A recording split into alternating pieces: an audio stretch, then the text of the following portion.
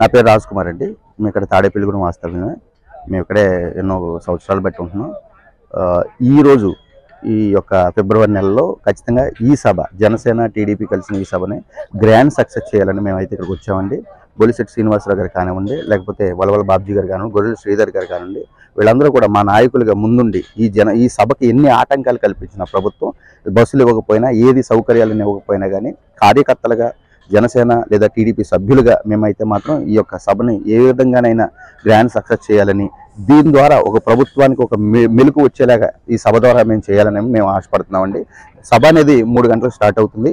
ఏమాత్రం లేట్ చేయాల్సిన పని లేదు. ఎన్ని ఆటంకాలు ప్రభుత్వం సృష్టించినా కానీ అందరూ కూడా ఈ సభకు అటెండ్ అవ్వాలి. ఖచ్చితంగా మేము అనుకుంటున్నది ఏంటంటే ఒక 4 లక్షల నుండి 5 లక్షల వరకు ఈ యొక్క సభకి వస్తారని మేము అంచనా వేస్తున్నాం. ఆ విషయంలో ఏర్పాట్ల విషయంలో మీరు చూస్తున్నారు, ఏమాత్రం కూడా వెనకడుగేసే పని అయితే చేయలేదు. వాటర్ విషయంలో కానివ్వండి, ఫెసిలిటీస్ విషయం, కుర్చీలు చైర్ల విషయంలో కానివ్వండి, అన్ని ఏర్పాట్లు అయితే 95% అన్ని సిద్ధం చేసాం. ఇంకా విషయం వచ్చేటప్పటికి ఇంకా ఇక్కడ కార్ల ద్వారా కూడా అనేక మంది స్వతహాగా బైకుల ద్వారా సైకిల్ వేసుకుని కూడా అనేక మంది స్వతహాగా ఈ సభకు వస్తున్నారు.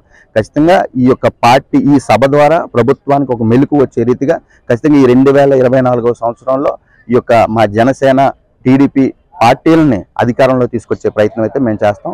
ఈ 5 సంవత్సరాల వైసీపీ అరాచక పాలనని మేము అరికట్టి ఖచ్చితంగా ఈ యొక్క నూతన సంవత్సరంలో ఖచ్చితంగా మేము నూతనంగా ప్రభుత్వాన్ని మేము ఏర్పాటు చేయాలని ఆశపడుతున్నాం.